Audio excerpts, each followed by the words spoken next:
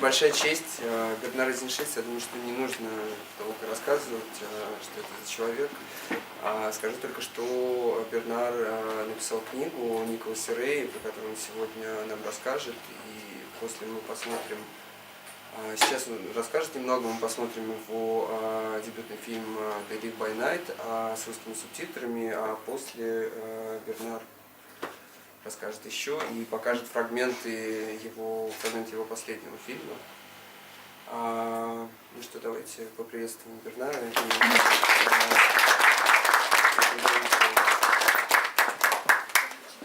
Well, thanks very much for being here. It's very full, it's impressive. Спасибо, что пришли, много народу, я очень впечатлен. There were several things I could have started in several ways, but I will keep to the simplest one. Я бы мог начать разными способами, но придерживаться буду самого простого сценария. I've been asked to talk about my work as a film historian. Меня попросили поговорить о моей собственной работе и моих собственных исследованиях как историка кино. But I think it's easier to start from what we're going to see, from the film or films that we're going to see. Но думаю, проще будет начать с того, что мы сами посмотрим с фильмов и фильма, который мы увидим. The film that we are going to see, the feature film that we are going to see, is Nicolas Ray's first feature. Мы увидим первый полнометражный фильм Николаса Рэя. It was shot in 1947. 1947 года. So he was 36. He was not a very young man. He was not Jean Vigo, let's say. Ему было уже 36, он был уже не так молод, как, например, Жан Виго. And he had a huge experience behind him already in many other fields than cinema. И у него уже был большой опыт к тому времени в других сферах. I didn't know anything about this when I first saw the film as a young man. Когда я увидела этот фильм впервые, когда я в молодости, я ничего о нем не знал. Then years later, I learned that two of my friends were working with Nicolas Ray. Actually, two of my friends worked with Nicolas Ray in 1977. А позже я узнал, что вообще двое моих друзей работали с Николасом Рэем в 1977 году. He acted a small part in a film by Wim Wenders called The American Friend. Он играл маленькую роль в одном из фильмов Вима Вендерса, American Friend. And he was brought to Wenders by the producer, the French co-producer of the film, Pierre Cottrell, who was a very close friend of mine. И мой друг Пьер Котрель, кинопродюсер, привел его к Вендерсу. 2 years later, Ray and Wenders started on a new film together. Через 2 года Вендерс и Рэй начали новый фильм. In New York, and I was really curious to see them at work. Это было в Нью-Йорке, и мне было очень любопытно посмотреть, как они будут работать. I went there and I discovered that Nicolas Ray was dying. Я отправился туда и застал Николаса Рэя при смерти. And in fact, that was what the film, when it was finished, was about. И когда фильм был закончен, он о том и получился. It's called Lightning Over Water or Nick's Movie. Он получил название фильм Ника или «Молния над водой». Does it have a Russian title? Nick's Movie, Lightning Over Water? Anyway, so I got to know, I was friends already with Wenders, but I got to know Ray a little bit during those few weeks, those few days that I spent with them. Мы уже были друзьями с Вендерсом, но за эти несколько недель мне удалось подружиться и с Рэем. Which was difficult because it was a completely independent film shot in Ray's loft in New York. Это было сложно, потому что фильм был полностью независимый, снят в лофте Рэя в Нью-Йорке. With a very small crew, but even so, 12 people, 14 people. Очень маленькая съемочная группа, 12-14 человек. Which is difficult when someone is ill to have all those people around. Это тяжело, когда вокруг тебя все эти люди, когда ты умираешь. But as I learned later, this is what he needed. He needed to have around him the idea of filmmaking. Но позже я узнал, что это именно то, чего он хотел. Хотел, чтобы вокруг него были люди. And also he showed parts of the film that he had made with his students back in 1973, so 6 years earlier. Он также показывал фильмы, которые он снял со своими студентами в 70-х. Which was at the same time a film about teaching, about a film about students in a very tempestuous period of American politics. И это был фильм об учебном процессе, о студентах в весьма бурный период американской истории. Which was very experimental, as you will see later. Очень экспериментальный, как вы сами увидите позже. And which he never managed to finish. И который ему никогда не удалось завершить. But he had finished one version which went to Cannes in 1973. Но к 1973 году он закончил одну из версий. A year later, I decided to write a book about Ray. И через год я решил написать книгу о Рэе. And I spent 8-9 years interviewing people who had worked with him. В течение 8-9 лет я интервьюировал людей, которые работали с ним. Working on archives, Работал в архивах, looking at the films, смотрел фильмы. which was very new because the archives had been closed so far. The archives were just opening up. И это было новым, чем-то новым, потому что архивы только открылись, были раньше закрыты. And video was just beginning, so it was very hard to look at the films on video. I managed to do it over those years, but at the beginning I had to look at films on 35mm. И эпоха видео только начиналась, и поэтому было очень тяжело смотреть видео. Большую часть я посмотрел на пленке 35 мм. So it's an interesting example of what I developed as an idea of writing film history. I didn't know what it was going to be to start with. It was a process. Такой вот интересный пример того, как я разработал свой метод писания истории кино. У меня его сначала не было, я его... So I can talk about this later if you're curious, but anyway, a few words about the film before you see it. Well, not about the film because you can look at the film yourself. О том, как я пишу, я могу рассказать немного позже, чуть больше, но сейчас я бы хотела представить фильм. There's a phenomenon about first feature films. Есть характерная черта первых полнометражек, which we saw also last night with Kairat by Darejan Amirbayev. Мы видели то же самое в фильме «Кайрат» вчера вечером. Comparing it to today's student. Those films are purer, more spontaneous, and freer, not only freer from the production point of view, but also freer the filmmaker's head is freer in a way. И съемочный процесс, и голова режиссера, они работают чище, свободнее, чем мы, например, видели в «Ученике». The director, the filmmaker, may not know yet that he's working in an industrial system with a lot of pressures. He may just not know about those things. Режиссер еще не отдает себе отчета, возможно, о том, что он работает в индустрии. He feels free, and as a result, he is free. И он чувствует себя свободнее и действительно действует свободнее. Well, you can think of films like Citizen Kane, for instance, which was a huge industrial film at the same time. Сравните, например, с «Гражданином Кейном», который в то же время был очень большим индустриальным фильмом, промышленным фильмом. Or you can think about Jean Vigo's two first films, Zéro de conduite and Attalante. «Аталанта» и «Двойка за поведение» Жана Виго, два первых фильма Жана Виго. This is a strange phenomenon, and you have it in many films, and the director never again returns to that kind of I would say, purity, for lack of a better word. Это видно в французском кино, и потом режиссеры никогда не возвращаются к этой чистоте, я бы сказал, за неимением лучшего термина. In the case of Nicolas Ray in this film, he was protected by his producer. В случае Николаса Рэя этого фильма его защищал его продюсер, Who fought for him, who kept him apart from the studio system machinery. который защищал его от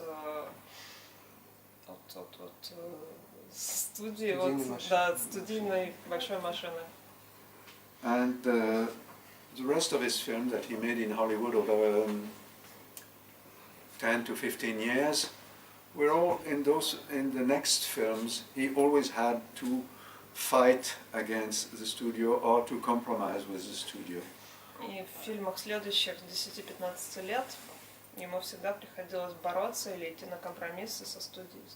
So I think the best thing for you now is to see the film. I hope you will see what's different about this film from other American films of the period, but we can discuss it later. Так что лучше всего мы посмотрим фильм, и вы сами увидите, чем он отличается от других фильмов этого же времени в Америке. Yes, I guess we'll see the film. Okay. Let's start. Well, of course, it's the film was based on a novel written in the 1930s. Фильм основан на романе, написанном в 30-е годы. Written by a journalist at the Fort Worth Diary, Fort Worth Daily. The man was a journalist at the Fort Worth Daily, and he sold the rights to the film, and the film was never made for 10 years, something like that. Роман был написан журналистом, который работал в ежедневной газете. Он продал свои права для того, чтобы из романа сделали фильм, но фильм никогда не сделал. Fort Worth is important because it's in the small region that you see on the map. You have Dallas, you have Fort Worth, you have Gosheton, all the cities are there in this very small perimeter. So when you see driving from one place to the other, it's really very important to know that they're not driving through the country, but they're staying in a very small perimeter. And it's also a film about the southwest of the United States. Это также еще и фильм по юго-западу Соединенных Штатов, потому что журналист работал в Форт Уорте. И это город около Далласа, и если посмотреть по карте, то действие происходит в очень узких географических рамках. So the film was made without, was made of course as a gangster film. It was meant that way. The studio produced it as a gangster film, but of course it's not. And when the film was finished, they realized it was not a gangster film like they were used to, and they kept it for 2 years before releasing it in a very, very modest way. They started releasing it first in England, where it got very good reviews, but then they released it very modestly, just to make the balance with the accountant. They released it very modestly in the States. Фильм предполагался как гангстерский фильм, и продюсеры его так и позиционировали, но у него было много отличий от гангстерского фильма, и его не стали выпускать сразу, и сначала начали его выпускать в Англии. So what I mean is, what I want to point out is that the film does not fit within the framework of what was expected from a studio at the time. It's a story about outlaws. Фильм не вписывался в рамки прописанной компании, и это был нетипичный фильм. Это фильм о преступниках, о людях вне закона. But those outlaws are mainly children of the great American crisis of the early 30s. Но эти преступники, они жертвы, дети большого экономического кризиса, который Америка пережила в 30-е годы. Which you've known through many films like The Grapes of Wrath, etc. Как «Гроздья гнева», например, описывает это же. And the main characters, of course, are not, they're outlaws, but not out of their own choice. They're outlaws because they haven't got one chance of not being. И главные герои просто преступники, но не по собственному выбору, потому что у них не было возможности быть кем-то еще. One of the main things that's said in the film, that they're always talking about real people, normal people, and they have not a chance to be whatever, no matter what they try, they haven't a chance to be like other people. В фильме они неоднократно говорят о настоящих людях, о реальных людях, но у них самих никогда не было возможности быть таковыми и сделать этот выбор в пользу нормальности. They're outsiders, whether they want it or not, and there always will be. Every scene, whether in the city or whether with a marrying man, etc., points out to the fact that they have absolutely no chance, no matter what they do, no matter whether they're good or bad. И все сцены с человеком, который их женит, другие сцены, они подтверждают то, что они аутсайдеры, и у них нет никакого шанса вписаться в контекст, чтобы они делали хорошо и плохое. So the film is kind of a story not about people who want to make money by robbing banks, etc., but the opposite. Что эта история совсем не о людях, которые хотят разбогатеть, грабя банки, а совсем даже наоборот. And it's also a love story with very young people, people who love for the first time. И это также любовная история, история первой любви и молодых людей. Which was not so common at the time. Что было нетипично для этого времени. It's about real love. It's not about just Hollywood love. Это настоящая любовь, голливудская любовь. It's also a film about a very, very sensuous movie about characters who are flesh and blood, which was not really the case at the time. Это также очень чувственный фильм с персонажами, которые состоят из плоти и крови, что тоже очень нетипично для эпохи. So let's say it's a film that comes out of a very, very, very intimate knowledge of what the United States were, but not the United States as represented by Hollywood films. В этом фильме США предстают во всей своей интимности, не так, как мы обычно это видим в голливудских фильмах. Which may have been very good also. Что тоже было неплохо. But coming through signs which point out to what the states were, what the United States were, especially this very, very poor, dilapidated region of the Southwest, which was the worst victim of the crisis. Но фильм также говорит о самом бедном регионе, наиболее пострадавшем от кризиса, о юге, и о том, какова была жизнь в Америке в это время. But it's not a social film, it's not a social statement it makes. Но это не социальный фильм, у него нет социального посыла. It doesn't make a statement except in there's maybe one sentence saying we've made them the way they are, as the policeman says. Может быть, только в одной фразе, в одной сцене, где говорится, как они такие, какими мы их сделали. It's not social film. It's not a realist film. It's not a realistic film. It does not attempt to go out in the street like was at the time. There was a trend right after the war, which was going out in the street like the neorealist filmmakers used to do. В отличие от многих других послевоенных фильмов, в этом фильме нет социальной тематики, это не социальный фильм, это не реалистский фильм. И создатели этого фильма не выходили на улицу, чтобы его снять. If one wants to define it, apart from the emotional shock that I get every time I see it, I finish my sentence later. Если говорить, то кроме эмоционального шока, который я испытываю каждый раз, когда вижу этот фильм, one might say that it's an attempt at a total work of art, at a total work, let's say. Это также попытка тотального Une tentative d'œuvre d'art totale.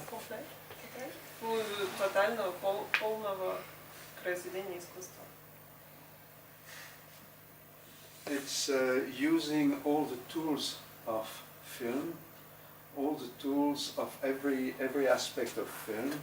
Он использует весь инструментарий кино и весь аспекты фильма. Whether image, the image is very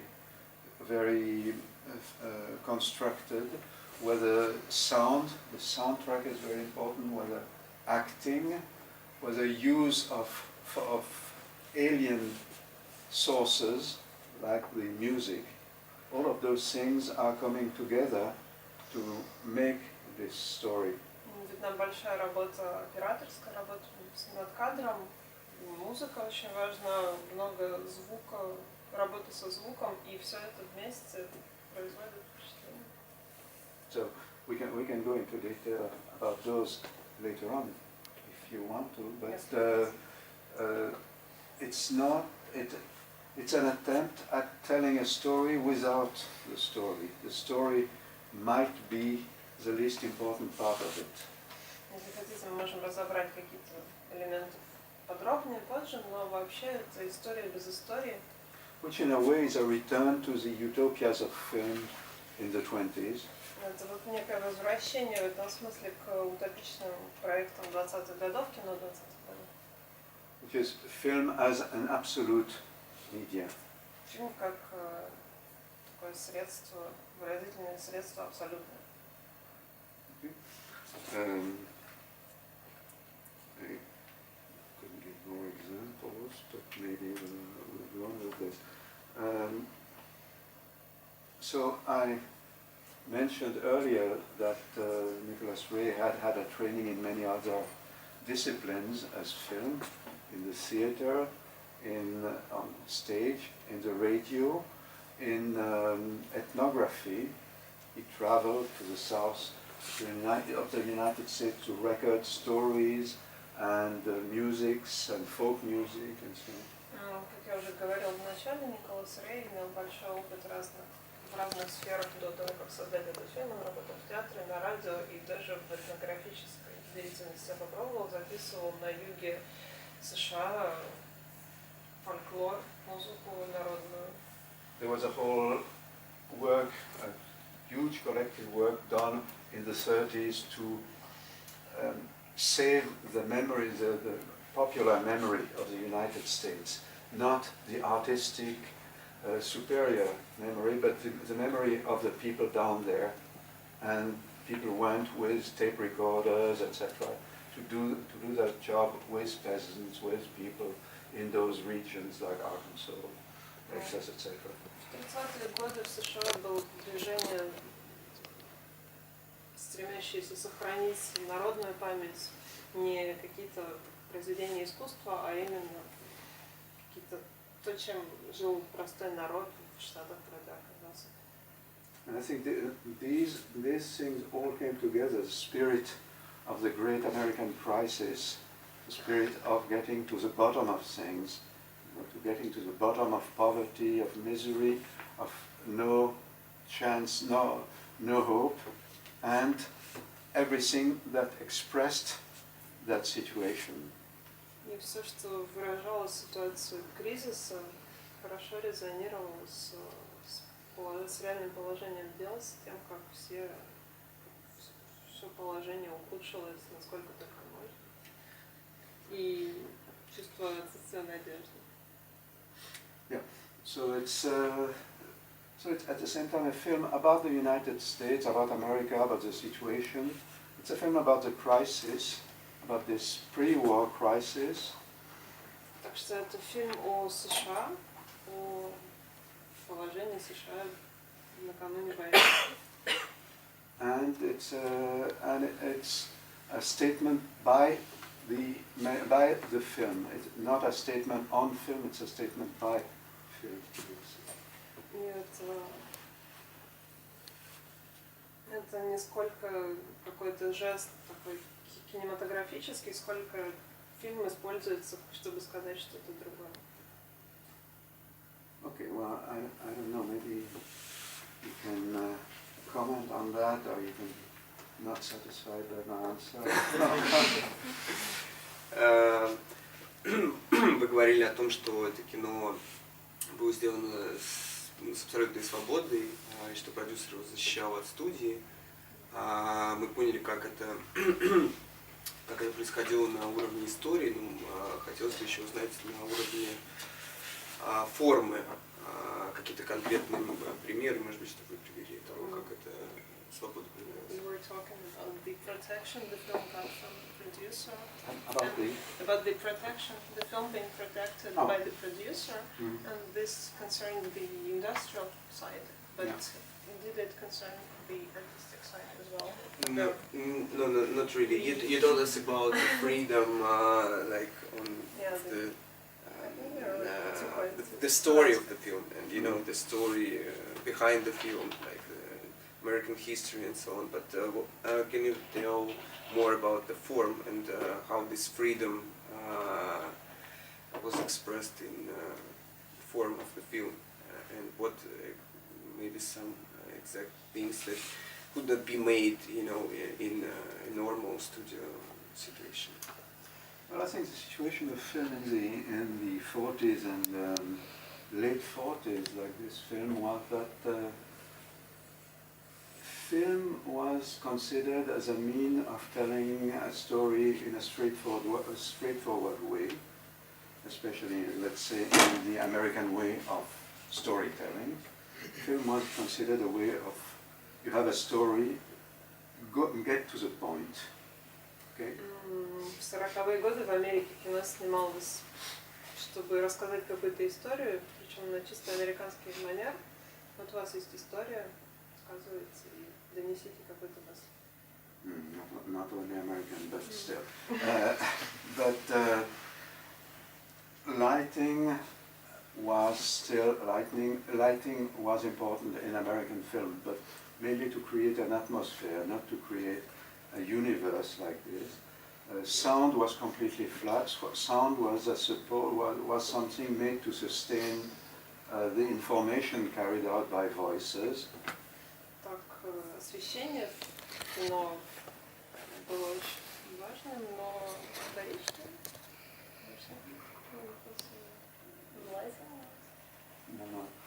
И звук использовался на чтобы подкрепить голоса. There was very, very little attempt at using the resources of film as film. Очень мало не стремились использовать кинематографические ресурсы, кинематографические средства. Film как film. That was something that one of your filmmakers told me. Film как film was very important for. Фильм как фильм был важным, как сказал мне один из for filmmakers, and it was more or less forgotten by that time. В это время почти забыли снимать, что можно снимать фильм, как выразился один наш режиссер. Few people tried to do that in many countries, but they were very isolated, and so was the case of Ray. Очень немногие люди пытались снимать такое кино, но они также были очень изолированы друг от друга, таким, например, был Рэй. To many of the people who wrote about those films, there was a kind of a triangle between three films. That film, Robert Bresson's second film, Les Dames du Bois de Boulogne, and Michelangelo Antonioni's first film, Cronaca di un amore. Многие критики, которые писали об этом фильме, для них этот фильм попадал в треугольник из первого фильма Робера Брессона, «Дамы Булонского леса», и также фильма Микеланджело Антониони, первого фильма «Хроника одной любви». They have the same kind of thing. They are not realistic movies like the Italians were doing at the time. У них много общего. Это нереалистичное кино, как снимали итальянцы в это время. But they are attempting to find a language which is the cinema's language, not literary or anything else. The story of Cronaca di un amore is also, it's a crime story. The film is something else. In the film you see a view of the whole of Italy, its richness, its pools, its regions, etc. Но эти фильмы пытаются выработать следствие из и действовать с помощью кинематографических средств, также, например, как фильм «Хроника одной любви» Микеланджело Антониони, на основе которого тоже лежит криминальный сюжет, но он интересен этим. And in Bresson, you have in Les Dames du Bois de Boulogne, you have the same kind of thing, the thing of creating a completely cinematographic narration, more important than the storyline in itself. Также в «Дама Булонского леса» кинематографический язык гораздо важнее, чем история.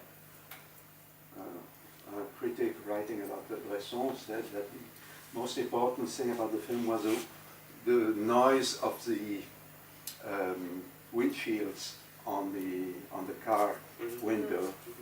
Так, один из критиков, который писал о фильме Брессона, сказал, что самое важное в этом фильме это вообще звук дворников, шуршащих по ветровому стеклу. And if you listen to this film instead of just looking at it, you may get a lot of information that you cannot get just by seeing it.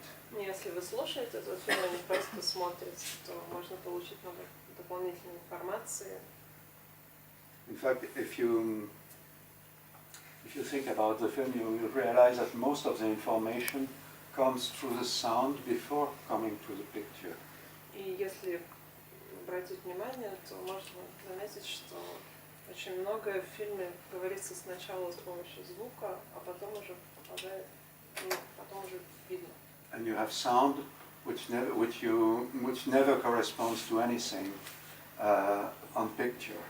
You like the noise of the freight train.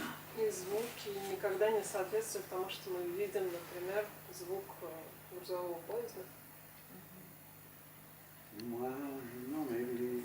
And you have also a return to expressive montage. Editing is not just made to link one action to another, but it's made to suggest other things. И также здесь есть некое возвращение к принципам экспрессивного выразительного монтажа, где фильм монтируется не просто, чтобы связать действия. Let's say it's creative editing, Такой творческий подход. which you can see, for instance, the last shots of Kichi.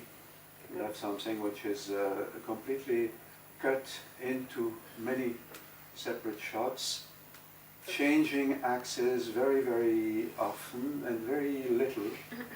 Так, например, в последней сцене мы видим, в той сцене, где Кичи показано, мы видим, как часто меняется угол, под которым мы видим, и сцена поделена.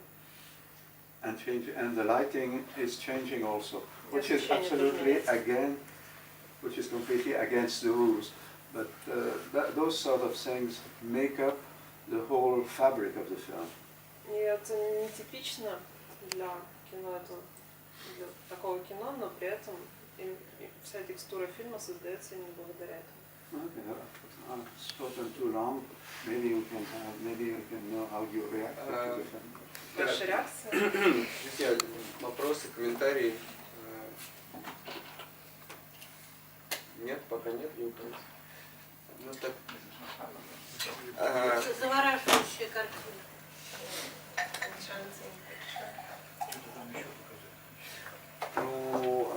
About this creative montage you said. Can you tell us about possible influences, or exactly if there was some exact influences, maybe Jean Vigo, I don't know, and some French cinema of the 30s, or something No, I else? think Ray was at the same time a man of the Простите, Middle можно West. перевести вопрос. Я спросил про вот этот творческий подход к монтажу и к тому, как устроен формальный фильм, и спросил, может ли Бернара рассказать про какие-то конкретные влияния. Я предположил, что, может быть, Жан Виго или французское политическое кино 30-х годов. No, there wasn't. I mean, the whole atmosphere of the 30s comes through in the film.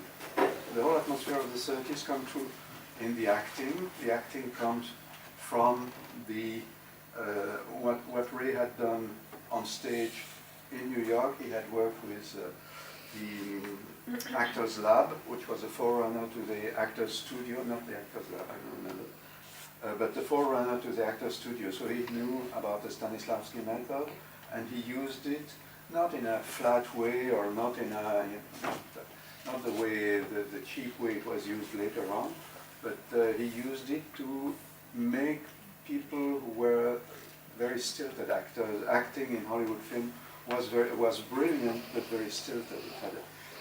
It had a special, definite style which was very limited. Атмосфера фильма создается в основном благодаря актерской игре. И Рэй был знаком, благодаря своей работе в театре, Рэй был знаком с методом Станиславского, не в той упрощенной форме, как ее стали использовать позже, а более интересной. Но при этом обычно в кино того времени средства актерской игры были очень ограничены. So I think, if you talk about influences, I think the influences were not so much film as what experiences he went through, whether in New York, whether in theater, in radio, or in exploring to the south to do some recording of folk music or folk art, etc. They were not whatever you came to. He did not come to film through a kind of school. There were no schools at the time, but he did not come through film through the standard way of learning about film. Его вдохновляло не кино, а другие его занятия. Это и театр, и радио, и этнографические экспедиции.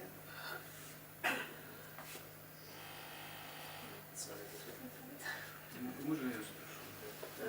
Что ограничивало, было сказано, что актерская игра была ограничена? Что ограничивало и какие там возможности появились? Why the acting was had this tilted? Sorry. Why the acting had this rigid, tilted manner, and what limited the acting and how it stopped to? In Hollywood film, you mean? Yeah. Голливудском кино, в принципе, но это очень долгая история. It's a long story. Because everything was done to concentrate on a few characters who were the heroes. Потому что все делалось, весь фильм снимался и был сосредоточен на нескольких актерах, на главных героях. And to tell the story in the most straightforward way. И главное было рассказать историю, передать историю максимально прямо. That's it. So it created a kind of style which was submitted to a kind of pyramid with the star above and the story below, and whatever was left for film was under. И из этого родился своеобразный стиль, где который можно описать как пирамиду, где на вершине была звезда, кинозвезда, далее следовала история, и все чисто кинематографические средства были уже совсем внизу. It was an extremely brilliant style. I mean, there are masterpieces which I love, but it was one style. Великолепный стиль, и так было создано много шедевров, которые я очень люблю, но это был только один из стилей. Apart from some completely independent directors like John Ford. В отличие от того, что делали многие совершенно независимые режиссеры вроде Джона Форда. But I think in the case of Ray, the interesting thing is that he created his own system with its weaknesses, with its strengths and its weaknesses. В случае Рэя, мне кажется, наиболее интересно то, что он создал свою собственную систему и с ее недостатками, и с ее достоинствами. And the film was made in such conditions that the strengths could show up. И фильм был сделан так, что сильные стороны всплывали на поверхность, были видны. And the weaknesses then started showing up in the next films. А слабые места уже стали проявляться в следующих фильмах. What more can I say? I still don't know what you're saying. Я до сих пор не знаю, какое у вас впечатление. Понравилось. А вот можно вопрос, да? Вот, вы сказали, что он так стоит особняком в американском кинематографе, но вот, то есть, как мне кажется, он весьма при этом вписывается в определенные традиции американского кино. Вот, ну, я имею в виду прежде всего сюжет. Вот на уровне сюжета, да, вот как бы такие вот романтическо-криминальные истории, так условно можно назвать их. Вот, то есть это действительно так, и в какой-то степени. Ну вот самый знаменитый пример, наверное, это Бонни и Клайд, там первый фильм Терренса Малика. И вот как бы, ну, зараз, там, ну, самые такие знаменитые, яркие примеры. I don't know if you can translate all that. Well, the question was, the film, you said the film was very different from the majority of films produced, from all the films produced at the time, but doesn't it really belong to a certain style of American cinema, to a certain niche of American cinema, like criminal films, for example, Bonnie and Clyde, and the first Terrence Malick film using the same language and means? Well, criminal films is just a genre, like you can say a novel. You can say a novel by John le Carré is a novel, and a novel by Tolstoy is a novel. I mean, it's a criminal film is really the most general definition you can find. And the point is that the film is not is not a criminal film in the sense films were at the time. Films at the time were individual films, film about good and evil, about general categories, film about violence. In this film, the heroes are constantly trying to avoid violence.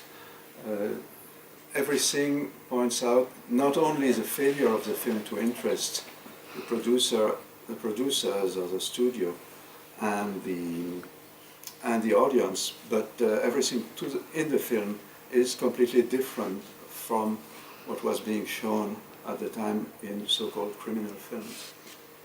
Фильм не заинтересовал ни продюсеров, не нашел большого отклика, именно потому что был таким нетипичным. Но если говорить о криминальном кино с криминальным сюжетом, это слишком общий термин и просто жанр. The presence of the police is minimal. What happens with the characters, not with the police, with the characters who are in touch with the police. You're interested in them. You're not following what is happening. You're not following the search for the criminals. You're just following people who are trying not to be criminal anymore, to be criminals anymore. Фильм отличается от большинства фильмов с криминальной тематики тем, что он не о насилии, а как бы против насилия, и мы почти не видим полиции, и здесь нет погонь и ничего такого преступной жизни, а мы видим просто людей, которые стараются не быть